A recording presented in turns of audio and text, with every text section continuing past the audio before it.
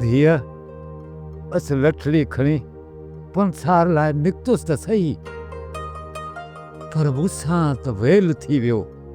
इहो मुर्शिदनि खे पीरनि खे यादि कंदे आस्ता आस्ता थिड़ंदो थाबड़ंदो बस अची घर पहुतो आहियां।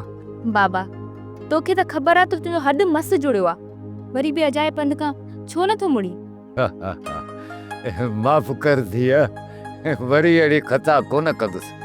बाबा जॾहिं तूं मुरकंदो ऐं ॻाल्हाईंदो आई न त मूंखे पंहिंजी ज़िंदगी सां प्यारु थियणु लॻंदो आहे, न त ईअं त हीअ दुनिया मूंखे दोज़ख खां घटि नाहे लॻंदी।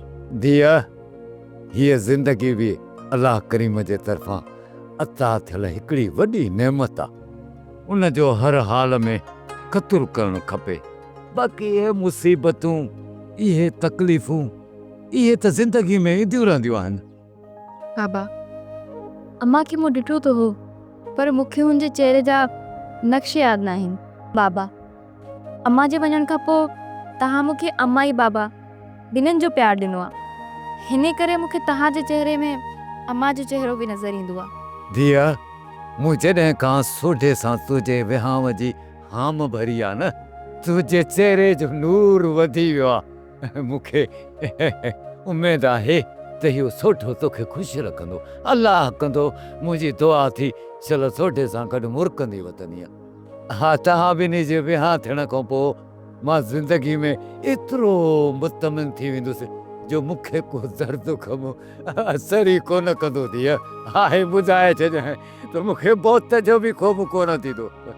बाबा मौत जो ख़ौफ़ माण्हू करे तॾहिं बि मरंदो, ऐं जेकॾहिं न करे तॾहिं बि मरंदो। मरणो त हिकु ॾींहुं लाज़मी आहे न। हर माइट जी इहा ख़्वाहिश हूंदी आहे त पंहिंजे धीअ जो भार लाहे आजो थिए।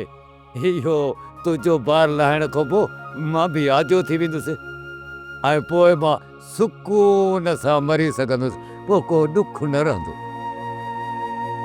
सब्सक्राइब कयो असांजो official YouTube channel Sindh TV HD drama ऐं वधीक अपडेट लाइ बेल आइकन खे क्लिक करियो।